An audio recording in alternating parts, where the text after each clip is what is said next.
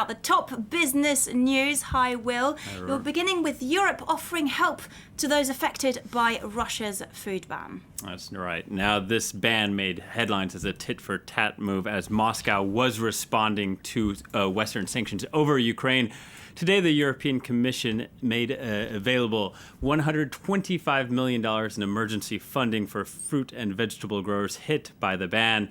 Lithuania, Poland, Finland, and Denmark each face losses running into the hundreds of millions of euros.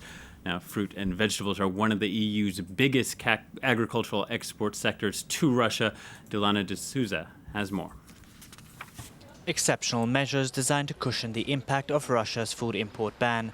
The European Commission has pledged 125 million euros to fruit and vegetable growers.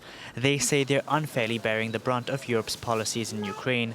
The emergency steps are set to reduce the overall supply of perishable products. The whole idea, if you've just got supply and demand, following the Russian restrictions, there's much more supply on the market. This is a measure aimed at reducing the level of supply so that the prices don't drop below or don't drop to crisis levels. The aid is set to take immediate effect and will last until November. It's destined for growers of carrots, peppers, apples and pears, amongst other products. In 2013, the European Union exported 1.26 billion euros of fruit and 769 million worth of vegetables to Russia, taking the total to just over 2 billion. The new measures are an extension of a deal announced last week by the European Commission to pay peach and nectarine growers for 10% of their crop.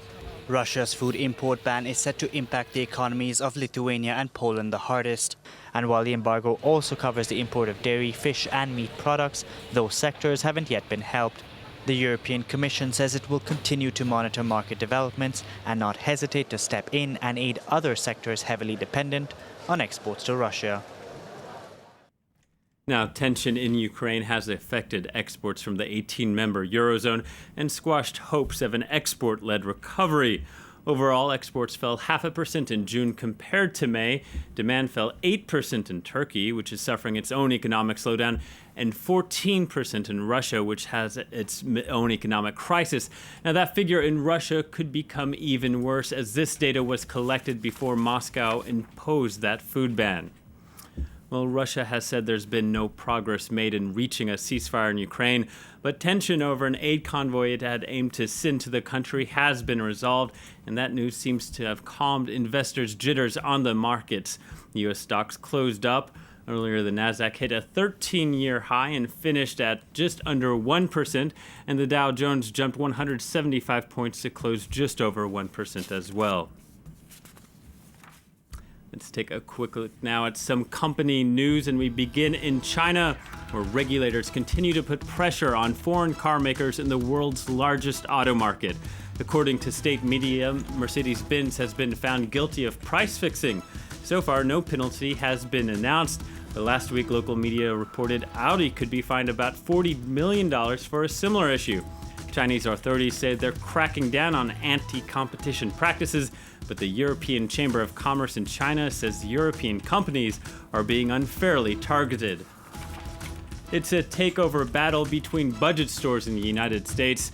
Dollar General has made an offer worth $9.7 billion to buy Family Dollar. The merger would create a group with 20,000 stores in 46 states, and Dollar General's bid tops the $8.5 billion bid made last month by Dollar Tree.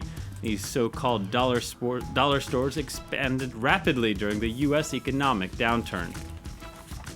And Monarch Airlines is reportedly planning to cut its workforce by as much as 30%. That means 1,000 people could lose their jobs. Management is conducting a strategic review on how to cut costs, including the possibility of ending long-haul flights. The British company is repositioning itself as a low-cost carrier that would compete with Ryanair and EasyJet. Well, time now for one last story. It's our producer Charles's birthday today, and I think I found the perfect gift for him. It's time to snatch up some real estate in Italy. A Sicilian village is selling dozens of abandoned homes for just €1.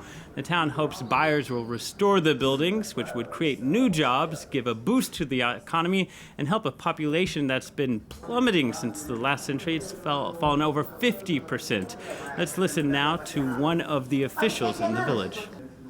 We're up to 80 houses today, counting those we gave away for €1 and the others we sold at low prices. Some people came here to look at the €1 houses and ended up finding other very cheap houses on sale. Lots of Australians, Americans, English people, Swedes.